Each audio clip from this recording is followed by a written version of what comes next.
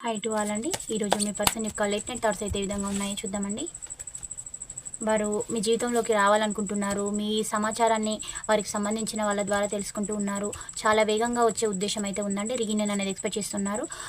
వారు మీకోసం ఎదురు చూస్తున్నారు. అంటే డబ్బు అన్నీ సఫిషియెంట్‌గా సంపాదించారు. మీ పర్సన్‌కైతే చాలా స్వార్థం అనేది ఎక్కువగా ఉంటుందండి.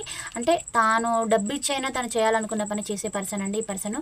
అలాంటి వ్యక్తి ఇప్పుడు మీకోసం ఎదురు చూస్తూ ఉన్నారు. న్యాయం అనేది కావాలనుకుంటున్నారు. తనకు తాను న్యాయం చేసుకొని మీకు కూడా న్యాయం జరగాలనే విధంగా ఉన్నారు. తనకైతే కొన్ని హెల్త్ ఇష్యూస్ అయితే వచ్చాయండి.